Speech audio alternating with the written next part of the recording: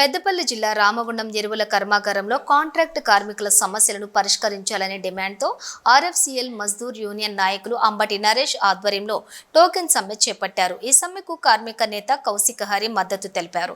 కార్మికులు విధులకు హాజరు కాకపోవడంతో ఎరువుల కర్మాగారం పరిసర ప్రాంతాలు నిర్మానుష్యంగా మారాయి.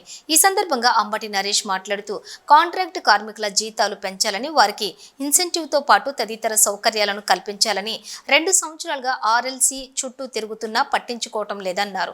దీనిపై ఆర్ఎఫ్సిఎల్ యాజమాన్యం ఆర్ఎల్సికి ఆర్ఎఫ్ఎల్ కాంట్రాక్ట్ కార్మికులతో మాకు ఎటువంటి సంబంధం లేదని, కేవలం కాంట్రాక్టర్లు మాత్రమే సంబంధమని యాజమాన్యం లేఖ రాసిందన్నారు.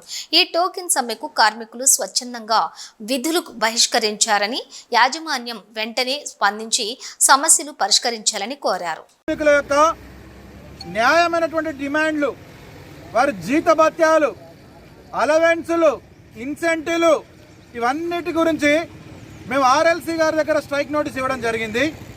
ఆర్ఎఫ్సిఎల్ యాజమాన్యము ఇచ్చినట్టుగానే చేసి, అన్నిటికీ ఒప్పుకున్నట్టుగానే చేసి, నడి గంగలో తీసుకుపోయి నీళ్ళైన కాడ గొంతు కోసినట్టుగా నిన్నటి రోజున అసలు కార్మికులకు మాకు సంబంధమే లేదు అని అంటున్నది. ముఖ్యంగా ఆర్ఎఫ్సిఎల్లో పనిచేసేటువంటి కార్మికులు mechanical, electrical, lab, instrumentation, డబ్ల్యూఎల్ఎం, TLM, house keeping, లోడర్లు, బ్యాగర్లు, స్టిచ్చర్లు, సజ్ అవర్ ఆపరేటర్లు, ఆర్ఎస్సీ ఆపరేటర్లు, హౌస్ కీపింగ్ క్యాంటీన్లతో సహా ఆఖరికి సెక్యూరిటీ వాళ్ళతో సహా ప్రతి ఒక్కరు కూడా వాళ్ళ నోట్లో మట్టి కొట్టింది. ఇవాళ రేపు చేస్తుంది ఒక 5 పైసలు 10 పైసలు జీతం పెంచుతుంది అని ఆశగా ఉన్నటువంటి ఆర్ఎఫ్సిఎల్లా ఒక ఉద్యోగికి కూడా నేను సౌకర్యంగా పనిచేస్తున్నా. ఈ పని చేయడం వల్ల నాకు ఆనందం కలుగుతుంది, మా కుటుంబం సంతోషంగా ఉంటుందని ఏ ఒక్క కార్మికుడి కుటుంబాలలో కూడా ఇది లేదు. ఇక్కడ కూడా ఈ లొకేషన్ ఆ లొకేషన్ అనకుండా ప్రతి లొకేషను, ప్రతి కాంట్రాక్టర్ దగ్గర ఇట్లాంటి పరిస్థితే ఉన్నది. ఇక్కడ పనిచేసే పరిస్థితులు ఏ విధంగా ఉన్నాయంటే, ఒకప్పుడు బ్రిటిష్ జమానాలో ఏ విధంగా పనిచేసినామో, బ్రిటిషును నేను చాలా సందర్భాలలో చెప్తా, బ్రిటిషులను నైజాం సర్కార్ 2 కలిపితే ఏ విధంగా ఉంటుందో ఇక్కడ ఆర్ఎఫ్సిఎల్లో ఆ విధంగా మన జీవితాలు, కార్మికుల జీవితాలు నడుస్తున్నాయి. ఇక్కడ చట్టాలు అనేటివి లేనే లేవు.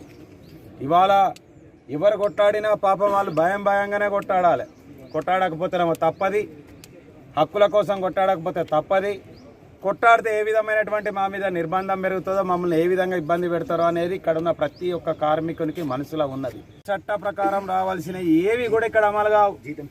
ఇక్కడ ఓన్లీ బానిస బ్రతుకులు తప్పించి ఇంకేం లేదు. తెలంగాణలో ఒకప్పుడు చైతన్యవంతమైనటువంటి ప్రాంతం గోదావరి కనిలో ఇట్లాంటి పరిస్థితి ఉండడం మన అందరికీ సిగ్గుచేటు.